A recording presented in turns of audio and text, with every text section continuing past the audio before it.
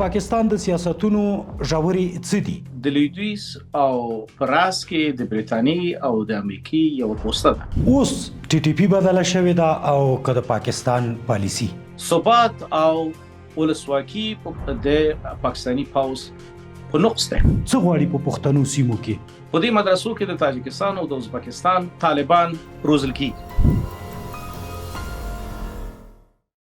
بسم الله الرحمن الرحیم. دا سیاق درنو لیدونکو سلامونه هر کله زه عابد احساس یم. په دې وروستیو کې د افغانستان او پاکستان ترمنځ سیاسي کړکېچونه زیات شوي دي. دغه سیاسي کړکېچونه د څه دي؟ د پاکستان سیاستونه په سیمه کې څه ډول دي؟ په سیمه کې د وسلوالو ډلو فعالیتونه څنګه دي؟ چا رامنځته کړي دغه وسلوالې ډلې؟ څنګه راغلي دي صحنې ته؟ څنګه جوړې شوي دي او څنګه کارول شوي دي تر اوسه پورې؟ د دغه وسلوالو ډلو له وجود نه څه استفادې شوي دي او قربانۍ چا ورکړي دي؟ څوک د دغه ډلو قرباني شوي دي؟ اوس څوک د دې ډلو سره په جګړه بوخت دي؟ له نړۍ نه څه غوښتل کیږي او له افغانستان څه غوښتل کیږي؟ همدارنګه د پاکستان او افغانستان په کړکېچ کې له کلونو راهیسي پاکستان څه غوښتي؟ د پاکستان د سیاستونو ژورې څه دي؟ له افغانانو همیشه څه غواړي؟ په دې ټولو مهمو مسایلو باندې د یو ژور بحث لپاره را سره نن مهم ملمه دی د افغانستان د جمهوریت دولت د ادارې امور ښاغلی رئیس صاحب فضل محمود فضلي صاحب را سره دی. فضلي صاحب تاسې ته د سیاق سټډیو ته هرکلی وایو. ډېره مننه کوو چې زموږ سره بحث ته راغلی. د لوی او بخښونکي خدای په نامه احساس یې ډېره زیاته مننه. فضلي صاحب همدې نه راپیلوه چې د پاکستان سیاستونه په سیمه کې پاکستان څه غواړي؟ څه ډول سیاستونه لوبوي او د پاکستان د سیاستونو ژورې څه دي؟ مننه احساس صاحب. خبره دا ده چې مخکې دې نه چې د دې پوښتنې ځواب ته راشو، د پاکستان د ایجاد په هکله باندې که ستاسو لیدونکو ته پاکستان د لویدیځ او پراس کې د بریتانیې او د امریکای یو پوسټه ده. دا دواړه هیوادونه تر هغې پورې چې پاکستان ته اړتیا لري او تر هغې پورې چې دوی وکولی شي د دې پوسټې څخه ساتنه وکړي، دا پوسټه به نه پرېږدي. موخه څه ده؟ موخه دا ده چې د پاکستان د پوځ نه او د پاکستان د امکاناتو نه په استفادې سره په سیمه کې خپله د یوې پیړۍ هژموني په سیمه کې وساتي. پاکستان بله چاره نه لري. څه چې ورته ویل کېږي هغه به کټ مټ عملي کوي. دا چې خپله پاکستان څه ژورې ګټې په سیمه کې او خصوصا په افغان خاوره کې په نظر کې لري، زه فکر نه کوم چې د دوی سر ته هغې سرحده پورې رسېدلی وي. دوی یوازې که هغه په شپېتمه لسیزو کې و د پخواني پاچا په وړاندې د ظاهرشاه په وړاندې، که هغه په اتیاییزه کې د پخواني افغان دولت په ضد او که هغه د جمهوریت په دوره کې و، که اوس دی. اوس یوازې د امریکای د متحده ایالاتو قراردادي پروژې عملي کوي. فضلي صاحب دې ته به زه راځم چې قراردادي پروژو ته په سیمه کې اوس څومره فرصت شته دی، خو د دې نه مخکې بحث اوس چې کومې ترینګلتیاوې دي، اوس چې د افغانستان سره کومه جګړه ده، د افغانستان د ولس سره کومه جګړه ده، د پاکستان بریدونه دي او د هغې سرمنشا ټي ټي پی ګڼل کیږي او ادعا کیږي چې ټي ټي پی په افغانستان کې ده، په افغانستان کې روزل کیږي یا په افغانستان کې ډیره وه یا د افغانستان ناراضي پاکستان ته. په وسلوالو ډلو باندې، د وسلوالو ډلو په فعالیتونو باندې، وسلوالې ډلې په دغه سیمه کې څنګه رامنځته شوي دي؟ تاسې په یو مهم پوزیشن کې په افغانستان باندې پاتې شوي یاستئ او د دغه مسایلو باندې تاسو ډیر بحثونه کړي. په دې مسایلو باندې په وار د افغانستان هیئتونو خبرې کړي دي او د هغې خبرو نتیجه ستاسو تر میز پورې را رسېدلې ده. وسلوالې ډلې څنګه رامنځته شوي دي په سیمې کې؟ د کومو هدفونو دپاره رامنځته شوي دي؟ پاکستان څومره د دغه وسلوالو ډلو د رامنځته کېدو هغه اصلي کوربه و او اوس بیا که ټي ټي پي ته بحث را رسیږي خبره له کومه ځایه را پیلېږي د دې ټي ټي پي او د وسلوالو ډلو په اړه مې چې مخکې وویل. احساس صاحب ستاسو د پوښتنې ځواب ستاسو په خپله پوښتنه کې پیدا شوه، د کوربتوب موضوع مطرح شوه. زه به بیرته خپل هغه لومړۍ خبرې ته لاړ شم. موږ که چیرې یوازې تمرکز په ټي ټي پي کوو بیا نو د اصلي موضوع څخه منحرف کیږو. که په لنډ ډول ووایو چې د پاکستان رول د وسلوالو ډلو او خصوصا د وسلوالو افراطي مذهبي ډلو په روزنه کې، په تولید کې، د هغوی په صادرولو کې رول ته وګورو نو د ټي ټي پي موضوع هم موږ ته روښانه کیږي. تاسو وګورئ په 1956 کال کې چې کله ایوب خان هغه وخت کې یو پوځي واکمنو د پاکستان او جمهور رئیسو، دوی د هغه وخت د افغانستان د شاهي دولت د مهارولو لپاره ناسته وکړه او په هغه ناسته کې دوی ویلي چې هغه کومې کرښې وې چې برټانیې وکولی شو افغان دولت مهار کړي، موږ هم هماغه باید وکړو. او د دوی هغه اصلي نقصه دا وه چې د دې لپاره چې افغان دولت، افغان شاهي دولت مهار شي، موږ باید د برټانیې د سیاسي ادبیاتو یا د جیوپولیټیک سیاسي ادبیاتو څخه استفاده وکړو او هغه د مذهبي افراطي ډلو د ایجاد خبره وه چې هغه وخت کې دوی ورته دغه ډلو ته د ستراتیژیکو بمونو نوم ورکوو. احساس صاحب تاسې د پاتیمو کلونو کې د ځینو پخوانیو جهادي رهبرانو ویناوې حتما به تاسو لیدلې وي. ښاغلی ګلبدین حکمتیار په ښکاره الفاظو د ظاهر شاه نظام ته یو کفري نظام وایي او دا په 80 کلونو کې و، لږ تر لږه 15 یا 20 کاله مخکې د شوروي پخواني شوروي اتحاد یرغل نه مخکې. دغه د کابل د تکفیر پروسه د پاکستان د ایجاد سره یو ځای پیل شوې ده او هغه هم تصادفي نه وه. تصادفي ځکه نه وه چې د هماغه نقطې څخه چې په برټانوي هند کې برټانویانو زموږ په ضد باندې استفاده وکړه، پاکستان هم هماغه تعقیب کړ. بیا په وروسته په 80 کلونو کې، په 90 کلونو کې دوی وکولای شو چې یو شمېر افغانان وروسي، هغوی ته ځای ورکړي، د امریکې څخه او د لویدیځ څخه پیسې واخلي او لږ تر لږه د 20 کالو لپاره په افغانستان کې جګړه توده وساتي او په د جمهوریت په دوران کې په عین ډول د ماشومانو څخه د بېوزلو افغانانو څخه استفاده وکړه او د طالبانو په نامه باندې په افغانستان کې د ځانمرګ برید کوونکو او د نورو چاودنو روزنه، تمویل او ترانسپورت دوی په غاړه وو. عین خبره دلالت کوي په ټي ټي پي باندې. ټي ټي پي ما پخوا هم ویلي، اوس هم وایم چې ټي ټي پي په بشپړه توګه یوه پاکستاني پدیده ده، پاکستان پورې اړه لري، د پاکستان ایجاد او بالاخره نړۍ ته وښیي چې دا یوازینی قوم دی چې هیڅکله سوله، آبادي او علم او فرهنګ نه غواړي. نو د کچيري موږ په وسلوالو ډلو باندې تمرکز کوو نو دغه ټولو مذهبي افراطي ډلو هغه ایکوسیستم چې ورته وایي د دوی د چاپیریال پیژندنې په چوکاټ کې باید دوی مطالعه کوو.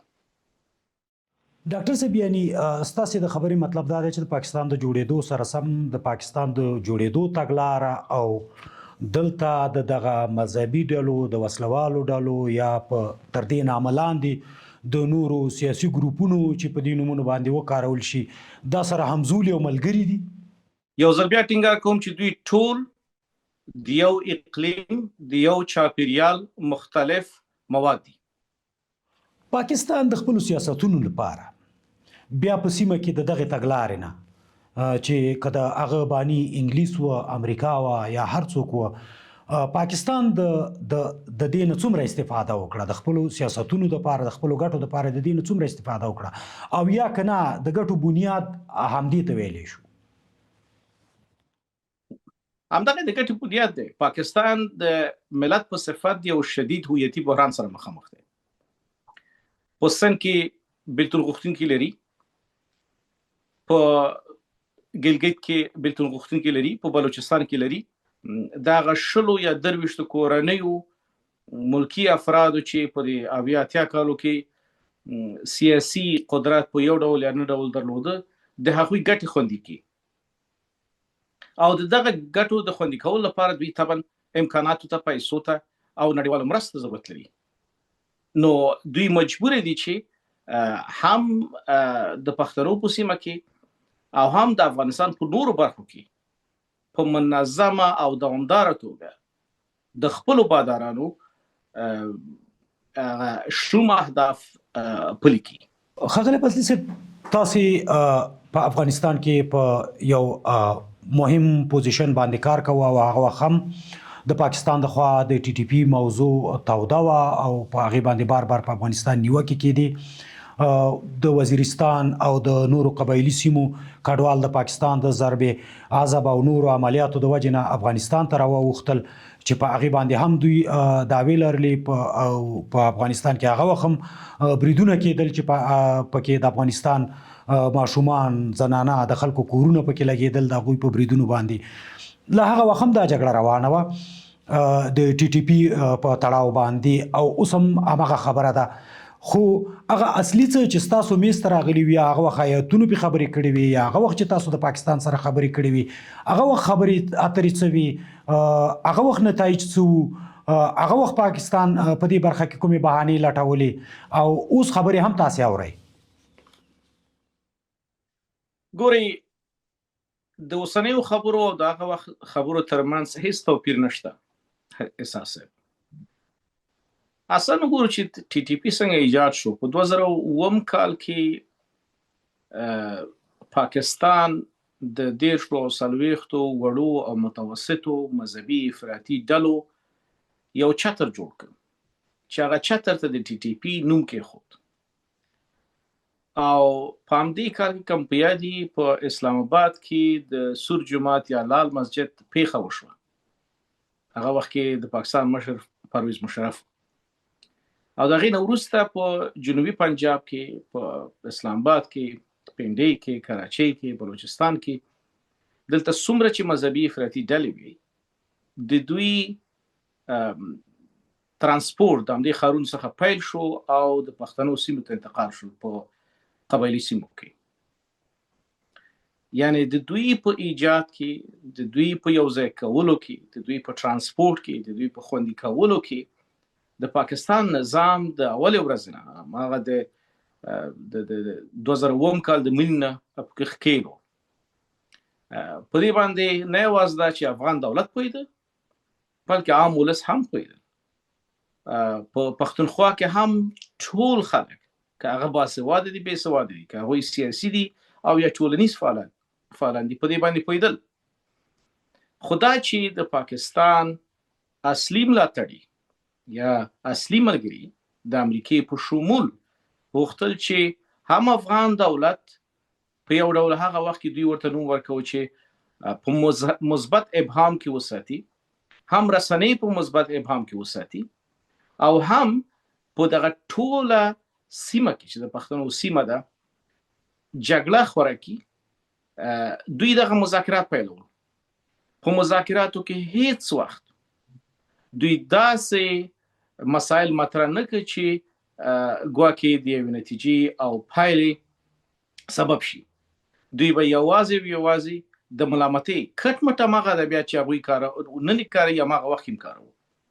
مثلا دوی به ویلي چې په افغانستان کې د هندوستان څه د پاسه 10 قونسلګرۍ دي او دوی د ټي ټي پی په ایجاد کې رول لري. د ټي ټي پی د ایجاد په هکله باندې زه د پاکستاني چارواکو خبرې به تاسو ته وکړم. په 90 کلونو کې د پاکستان د استخباراتو پخوانی مشر اسد دوراني هم په خپل کتاب کې او هم په رسنیو کې په ښکاره ویلي دي چې ټي ټي پی د دوی ایجاد دی.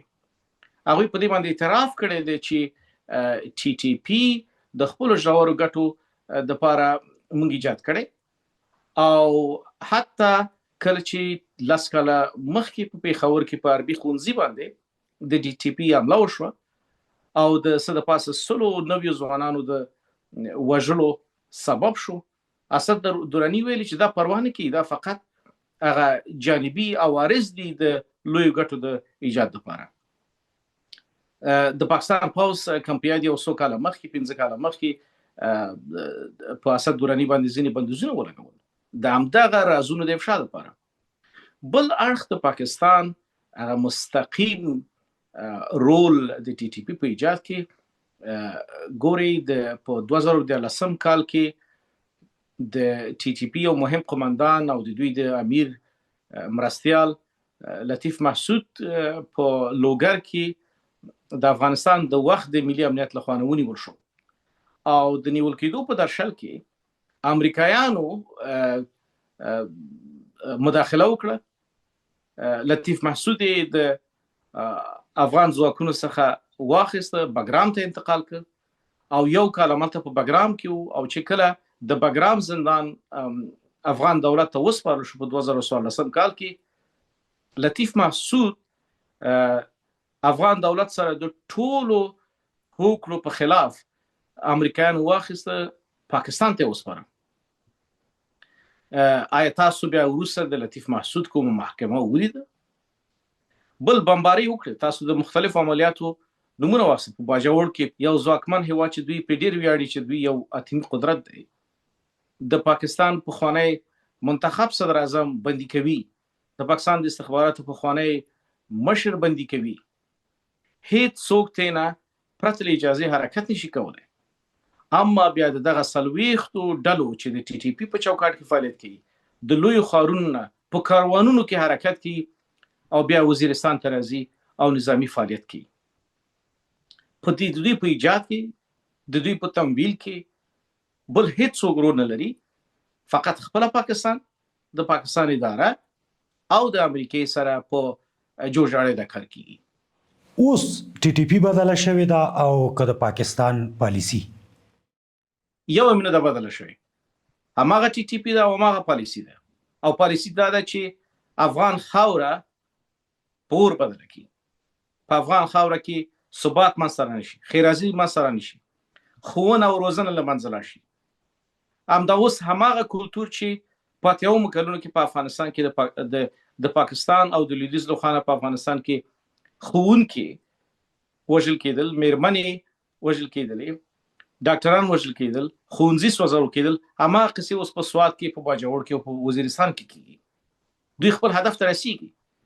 پاکستان د خپل بقا لپاره او چې کله زموږ پاکستان یوازې د پنجاب اداره ده، د خپل د بقا لپاره په یو طرف کې د چین سره د سی پیک معاهده امضا کوي او بل طرف کې بیا ټول اروپا کې کاغه خپل د دوی ټي ټي پی دی، کاغه د ازبکستان او د تاجکستان د دوی په اصطلاح مجاهدین دي، پښتونخوا ته انتقالي چې دلته جګړې زیات شي چې سی پیک عملی نشي نه د پاکستان د ګټو په خلاف بلکې د امریکای او د هغوی د متحدینو د ګټو د ساتلو لپاره سی پیک باید دلته تطبیق نشي.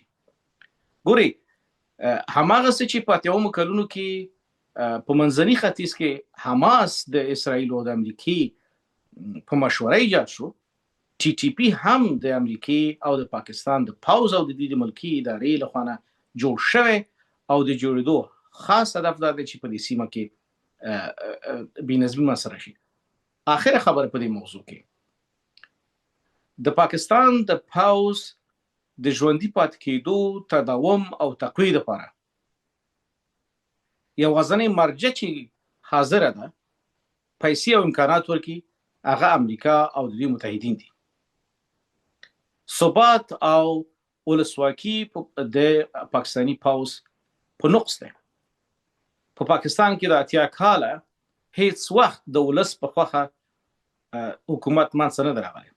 په یو مکرونو کې د ذوالفقار علي بوټو په وخت کې چې اوس په ظاهري بڼه ولسواکي حاکم و، د امریکای په خوخه کودتا وشوه، ضیاء الحق وکولای شو چې کودتا وکړي، ذوالفقار علي بوټو له منځه ویسي، ولسواکي له منځه لاړ شي او د هغې ورځې نه وروسته پاکستانی ولس هر ورځ د بدبختی سره مخامخ ده، خصوصا د پښتونخوا برخه. اما پاکستانی پوز هغه خپل ستراتیژیک عملګرتیا د لویدیځ سره دوام ورکوي. ډاکټر صاحب مخکې مو یو خبرې ته اشاره وکړله د چې هلته اوس معلم وژل کیږي او هلته مامور وژل کیږي. پالیسي د ګټو دپاره یوه ده کومه چې د افغانستان په وړاندې ده، کومه چې د قبایلو په وړاندې ده، که نه توپیر کوي یوازې څنګه چې تاسو وویلې چې د پوځ د ژوندي پاتې کېدو دپاره هر څه کېږي، سیپیک هم باید قرباني شي. د سیپیک غوندې پروژو کې دوه طرفه ګټې آیا پاکستان په پام کې نیسي چې هم د جګړې د آرامولو هم د ثبات په نوم ګټې ترلاسه کړي او هم د هغوی سره خپلې مشترکې ګټې او قراردادونه مخ ته یوسي، که نه د نورو ګټو دپاره لکه تاسو ویل چې د امریکا او د برېټانیا د پالیسیو له مخې ځینې کارونه کېږي، کوم اړخ کوم بود یې قوي دی؟ بود هغه بود قوي دی چې ما تاسو ته څو کرې تکرار کړ. کوم هیوادونه چې د پاکستان په ایجاد کې او ساتلو کې رول درلوده د تاریخي پلوه، د همغوی ګټې مهمې دي. پاکستان طبعا د چین ګاونډی هیواد دی، ډېر زیات قراردادونه ورسره لري، خو په پای کې بیا هم مجبوره ده چې د لویدیځ سره په یو کرښه کې ودرېږي او دا هم نشي کولی چې مخامخ د چین سره په ضد کې ودرېږي. چین ته وایي چې دغه د معاملیات پیل کړ. ښاغلی ډاکټر صاحب فضل، زه دلته یو پوښتنه لرم په دغه د ټي ټي پي په موضوع کې پاکستان لګیا دی نړۍ ته خپلې هغه ګیلې وړاندې کوي، شکایتونه وړاندې کوي او دعوا هم کوي چې بلوڅ هم په ترهګریزو ډلو کې په لیست کې ثبت کوي، دا هم د ترهګرو په توګه وپېژنئ، ټي ټي پي مو وپېژنئ او هر ورځ د دوی د جګړې نه چې د دوی په پوځي مرکزونو باندې، د دوی په پولیسو باندې، د دوی په مهمو هدفونو باندې دوی بریدونه کوي. تاسو دغه حالت ته په څه نظر ګورئ؟ دوی مجبور دي چې هماغه خبرې چې په 20 کالو کې په افغانستان په مورد کې کوو دوی تکرار کړي. هایا په 20 کالو کې یو ورځ پاکستان ویلې چې د طالبانو مشران او د دوی د ټیټی کچې افراد په پاکستان کې ډیر دي؟ آیا امریکا د افغان دولت یو ادعا هم په دې حق باندې د افغان دولت سره ومنه تر اخر ورځې پورې د پاکستان دفاع ونکړه؟ دوی ویلي چې خپل امریکایانو به ویلي چې افغان دولت ثبوت نه لري او بې ځایه ادعاوې کوي. د سو لوبو کول د امپریالیستي هیوادونو، د استعماري هیوادونو او د هغو هیوادونو لخوا چې د دوی لخوا ایجاد شوي دي د دوی یوه خاصه ده. پاکستان هم دغه امر څخه مستثنا نه ده. پاکستان د خپل پوځ د ساتلو لپاره مجبور دی چې څه چې ورته ویل کېږي چې په دغه سیمه ناامنه شي. د دې سیمې ناامني په لوی تصویر کې د نړۍ دغه اوسنی نظام چې د تغییر په حالت کې دی، د 13 کالو نظام چې د دوامي نړیوالې جګړې څخه وروسته په نړۍ باندې حاکمه وه، هغه نوره ختمه ده. د نوي نړیوال نظم په پروسه کې به د هر لوی ځواک، د هر زبر ځواک د نفوذ ساحه معلومه شي. د نفوذ ساحه په ډیرو مواردو کې معلومه ده، مثلا د روسیې د نفوذ ساحه په ډیرو ځایونو کې معلومه ده، خو د افغانستان او د پښتونخوا سیمه به یو ځل بیا د جګړې میدان شي او په دې کې هماغه څه چې پاکستان پخوا رول درلوده په 80 کلونو کې، په 90 کلونو کې او 2000 کال وروسته اوس خپل رول یو ځل بیا لوبوي. اخري ټکی په دې موضوع کې د امریکای ولسمشر، اوسنی ولسمشر، د نړۍ ټولو مشرانو ته بدردي ویلي، په ټولو باندې ملنډې ووهلې او ځینې خو توهین او سپکاوی ورته وکړه په سپینه ماڼۍ کې. یوازینی کس ته چې د احترام په سترګه ګوري او 3 ځلې ورسره لیدلي او کېدای شي په راتلونکي 2-3 اونو کې یو ځل بیا ورسره وګوري، هغه د پاکستان اوسنی د پوځ مشر دی چې ورته د دایمي معافیت، د قانون په وړاندې د دایمي معافیت قانون هم تصویب شو. د دوی ګټې اوس د هرې ورځې په تېرېدو سره ښکاره کیږي او دا د دې نوي نړیوال نظم چې نه پرېږدي چې څنګه دغه سیمه باثباته پاتې شي. ځکه باثباته سیمه نه یوازې دا چې د افغانستان په ګټه ده، د نور لوی قدرتونو ایران، هند، روسیه، چین د دوی د ځپلو لپاره مجبور دي چې دغه سیمه بې ثباته پاتې شي. د تېرې اونۍ پیښه باید موږ او تاسو ته د یوه ازموینه وي. په تاجکستان کې چې کومه پیښه وشوه، نه پوهېږم چې ملګري به څومره د پېښور د مختلفو مدرسو په هکله معلومات ولري. د پېښور د پوهنتون په ګاونډ کې یوه سیمه ده د پلوسۍ او د راحت آباد په نامه. دلته دوه لوی مدرسې دي. په دې مدرسو کې د تاجکستان او د ازبکستان طالبان روزل کیږي او لږ تر لږه د دې تاریخ 15 کالو ته رسیږي. دوی روزل کیږي، انتقالیږي، هم تر تاجکستان تر سرحداتو پورې اول ته په هغه هېواد باندې حملې کوي. او په دې هم پوهېږو چې تاجکستان د روسیې د امنیتي قلمرو او د نفوذ ساحه ده. په تاجکستان کې هم روسیه دغه موضوع حساسه ګڼي. نو دغه خبرې د هرې ورځې په تېرېدو سره نوره موضوع کیږي او ګټه یوازې د پاکستان بازارانو ته رسیږي. ښاغلی ډاکټر صاحب، په نوي نظم کې پاکستان د امریکا د باور وړ بولي یا پاکستان دغه باور ترلاسه کړی دی چې کوم چې تاسو ویلو چې په نوي نظم کې چې په هغې کې به ډېر قوتونه د خپل هغه تاثیر لاندې ساحې معلومې کړي یا به هغه واضح شي یا به هغه روښانه شي چې څوک د چا ملګري دي. پاکستان د دغه مبارزې یا د دې جګړې هغه امریکایي ملګرتیا ترلاسه کړي یا ترلاسه کولی شي یا د دې ظرفیت پکې پاتې دی.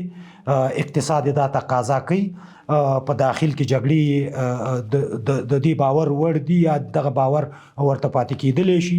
د بلوڅو بېلتون غوښتونکو جګړې، پښتانه وایي چې نور ریاست موږ ته د باور وړ نه دی.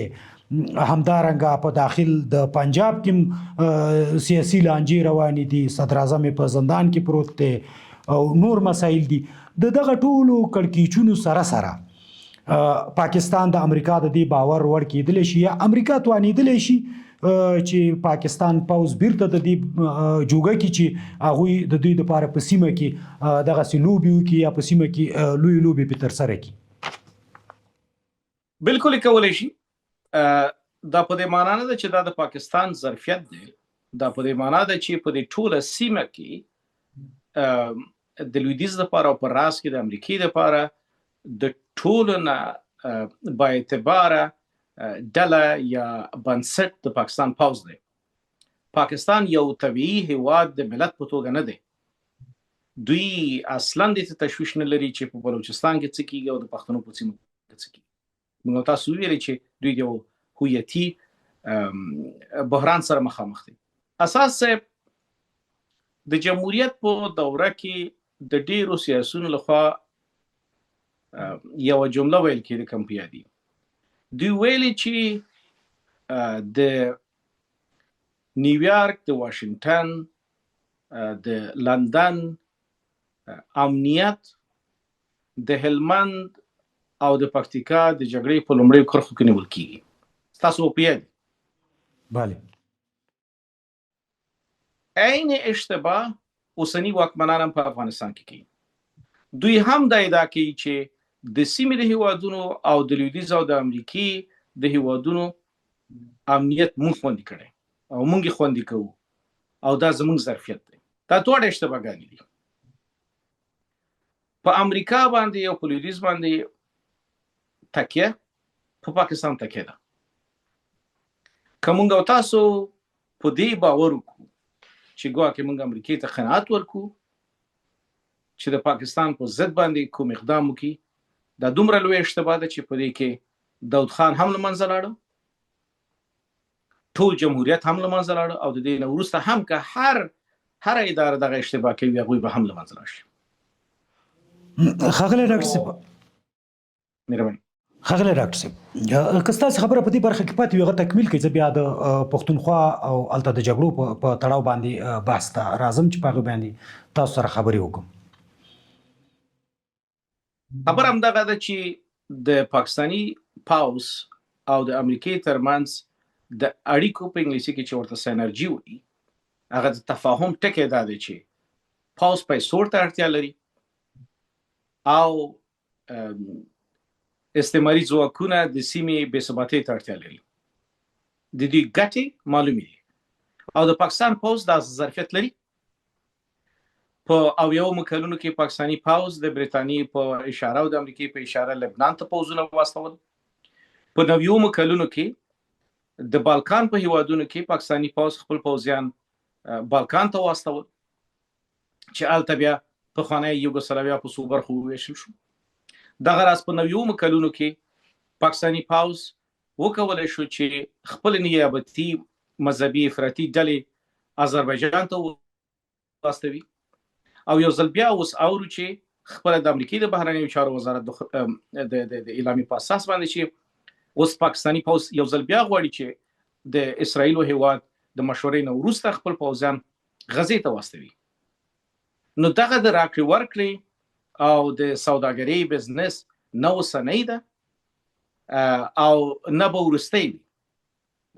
تاریخ موږ ته همدغه ښودلی، همدغه حقایق دي.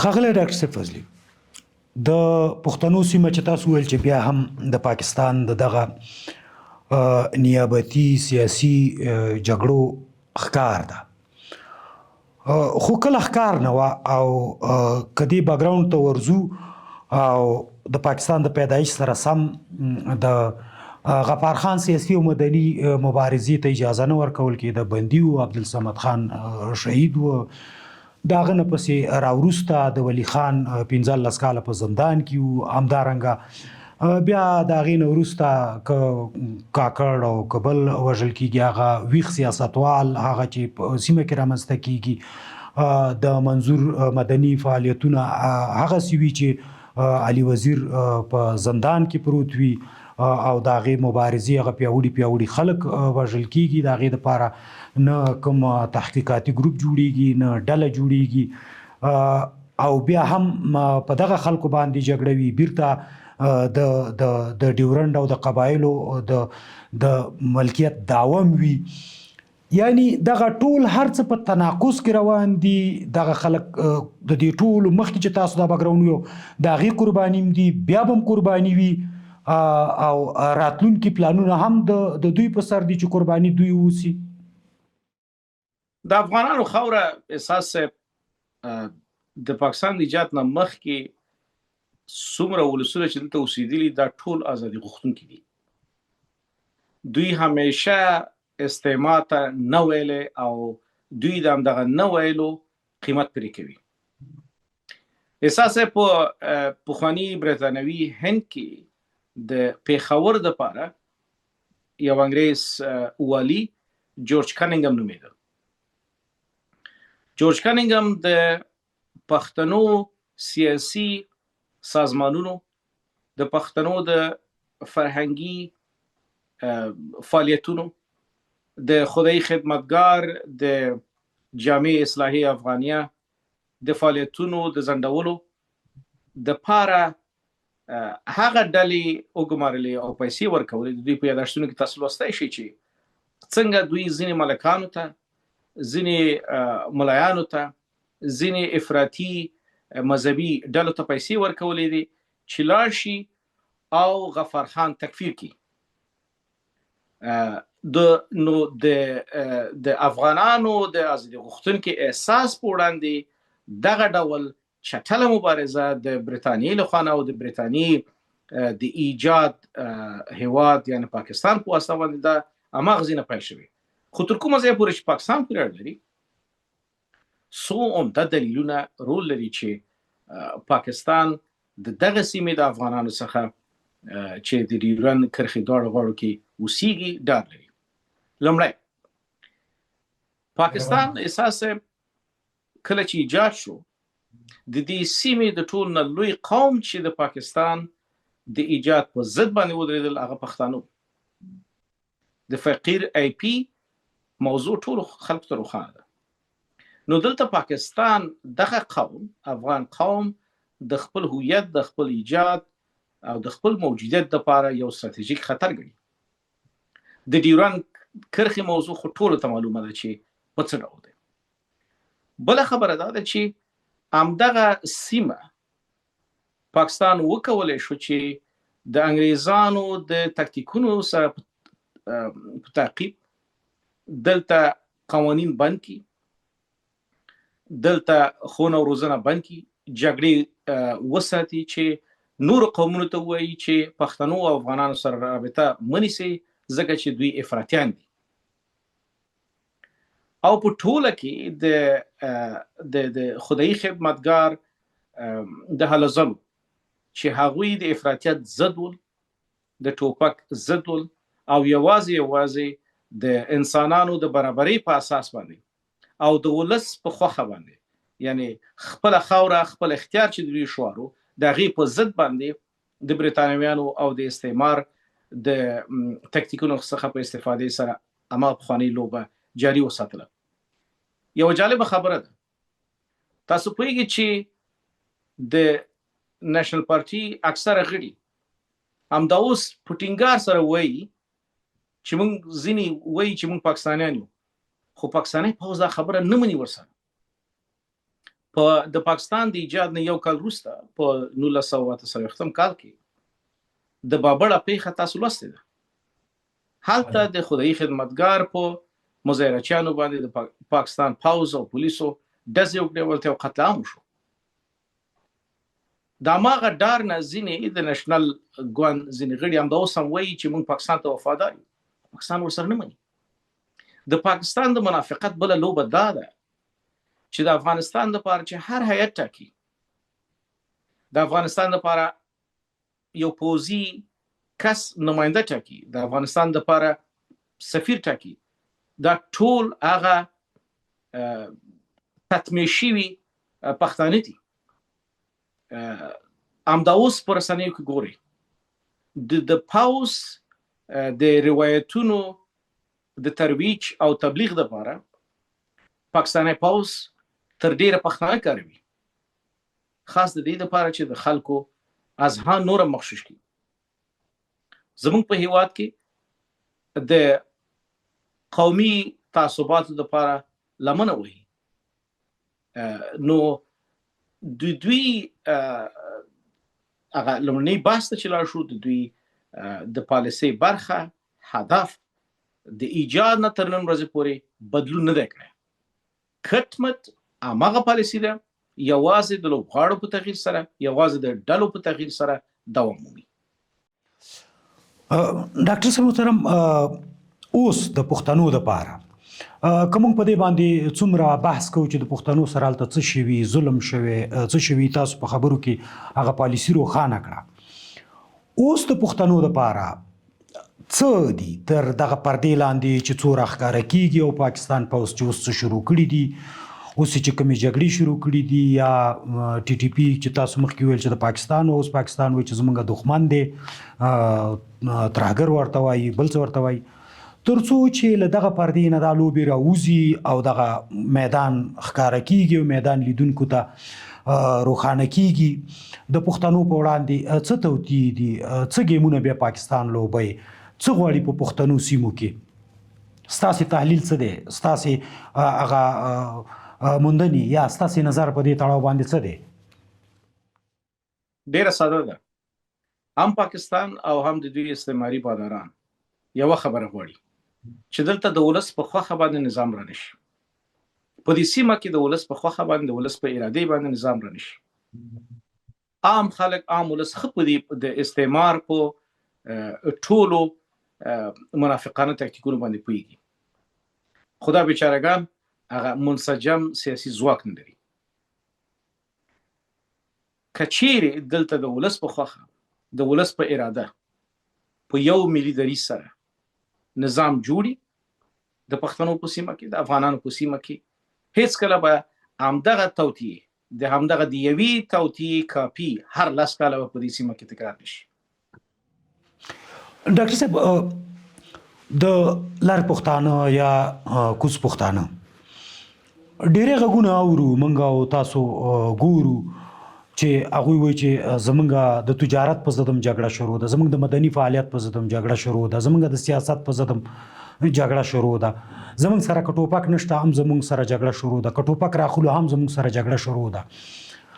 دغه بیداری او په دغه توطیو کې چې تاسو تشریح کړلې یا د استعمار پالیسي چې هلته تطبیقیږي او د استعمار نه خلاصېدو دپاره تر اوسه پورې دا جګړې شوي دي، ظرفیتونه ګوري چې بلوڅ او پښتانه ځان د دغه استعماري لومونه وکاږي یا د دې نه ځان خلاص کړي یا وتوانېږي چې د پاکستان له دغه جال نه ځان وکاږي.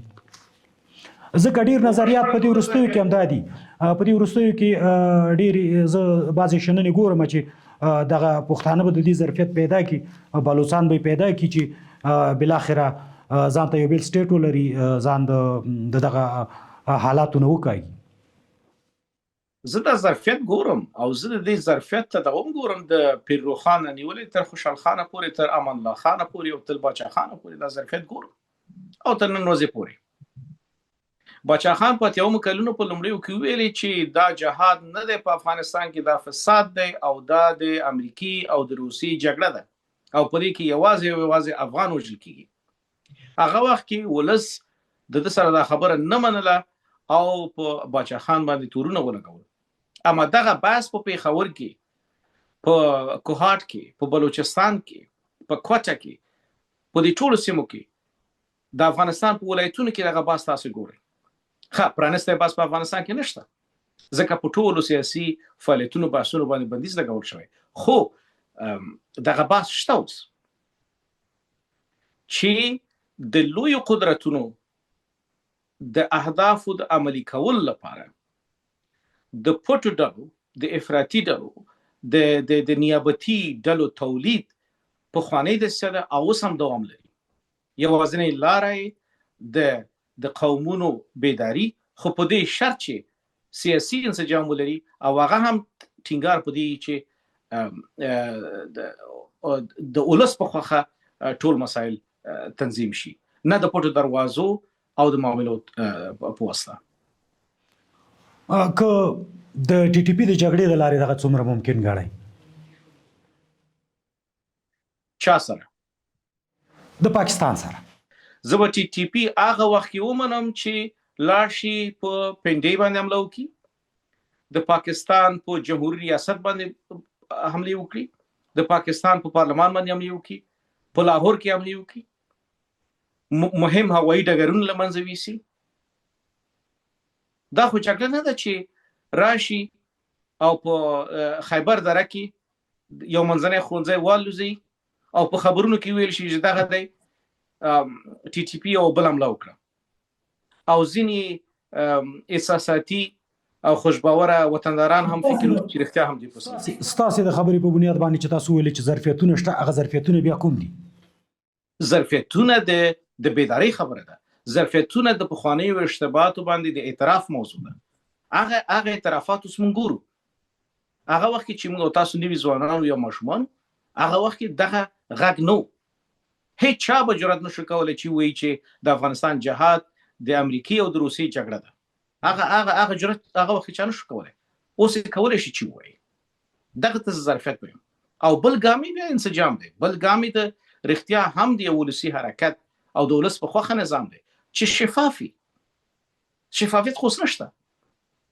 اوس پریکړې کیږي، سعودي کې ناسته کیږي، د سعودي نه وروسته په 2 ساعتو کې یو غونډه کیږي، فتوا صادره کیږي، څوک نه پوهیږي چې دا فیصله څنګه وشوه.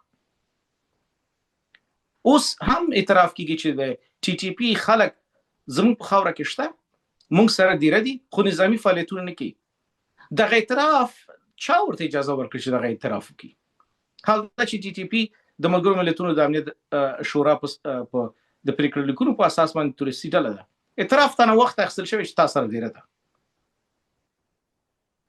نو دا خبرې پر رسمي چوکاټ کې دا خبرې یو اړخ لري او لس سره چې خبرې کوي درته وایي چې څه دي. او لس کې دا بیداری ګوري، د دوی لیکنې وګوري، د دوی خبرې وګوري. سپینګیرو سره په کلیو باندې کې خبرې وکړي دغه خو ګورو چې د یوټیوبونو کې سره دی چې تر سرسور لاندې ځینې وطنداران کوشش کوي د افغانستان انځور نړۍ ته ښکاره کړي خو د ولس غږ ګوري چې دوی څه وایي